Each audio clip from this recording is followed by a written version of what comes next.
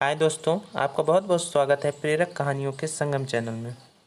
दोस्तों, किसी ने सच ही लिखा है कि हम जो देखते हैं वह नहीं होता जो है, बल्कि हम वही देखते हैं जो हम देखना चाहते हैं। जैसी दृष्टि वैसी सृष्टि। जिस प्रकार शरीर के बाहर एक दृष्टि होती है जिसके माध्यम से हम सारा कुछ देख पाते हैं, ठीक उसी प्रकार से एक भीतर की दृष्टि भी होती है जिसके खुलते ही सारा जीवन बदल जाता है। अतः दोस्तों, बाहर की दृष्टि खुली रहे या बंद, जीवन का काम चलता जाता है। जिस प्रकार बाहर की दृष्टि न होते हुए भी एक अंधा अपना काम चला लेता है और अपना काम बखूबी कर लेता है, और आँख वाले भी अपना काम चला लेते हैं। इन बाहरी आँखों से गहरी भी एक आँख होती है जिसके खुलने पर कहा जाता है कि व्यक्ति बुद्धित्व को प्राप्त हो गया है और सब रूपांतरित हो जाता है। क्योंकि हम जब भीतर से जागते हैं तो हमारी सृष्टि बदल जाती है और हमारा जीवन सुखमय हो जाता है। दरअसल हम जो देखते हैं वह हमारे कारण ही देखते हैं। चलिए इस बात को एक उदाहरण के माध्यम से समझते हैं। उदाहरण के लिए, यदि हम किसी दिन उपवास रख लें तो रास्ते से गुजरने पर हमें खाने पीने की वो दुकानें भी दिखने लगती हैं जो पहले उस रास्ते से गुजरने पर कभी नहीं दिखाई दी। और यदि हम क्रोध से देखेंगे तो वो चीज़ें हमें और दिखाई देंगी। अतः हम जो देखते हैं वह नहीं होता जो है, बल्कि हम वही देखते हैं जो हम देखना चाहते हैं। दोस्तों, एक बहुत पुरानी कथा है।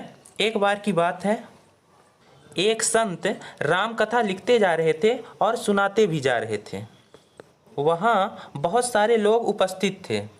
हनुमान जी भी कथा सुनने आ गए और भेष बदल कर भीड़ में बैठ गए। जब कथा में हनुमान के अशोक वाटिका प्रवेश का जिक्र आया तो हनुमान जी तिलमिला गए, क्योंकि रामदास जी कह रहे थे कि जब लंका की अशोक वाटिका में हनुमान जी ने प्रवेश किया तो वहाँ चारों तरफ सफ़ेद फूल खिले हुए थे। इस पर हनुमान जी को बड़ा गुस्सा आया और हनुमान जी ने टोका, ठहरो, सुधार कर लो। फूल सफ़ेद नहीं लाल थे। इस पर संत बोले, यह कौन नासमझ सुधार करवा रहा है। इस पर हनुमान जी को बड़ा गुस्सा आया और हनुमान जी अपने स्वरूप में आकर बोले, मैं खुद हूँ जिसने अशोक वाटिका में प्रवेश किया था और जिसका आप वर्णन कर रहे हो। इस पर संत बोले, तुम कोई भी हो, चुप बैठ जाओ, फूल सफ़ेद ही थे। झगड़ा बहुत बढ़ गया तो यह कथा कहती है कि यह निर्णय हुआ कि अब श्री राम ही इस समस्या का हल करेंगे। जब श्री राम के पास दोनों लोग पहुँचे और इस मामले को उन्होंने सुना तो श्री राम ने हनुमान जी से कहा, संत ठीक कह रहे हैं। तुम उस समय हनुमान इतने क्रोध में थे कि आंखें खून से भरी थीं, इसलिए तुम्हें सफ़ेद फूल भी लाल दिखाई पड़े होंगे।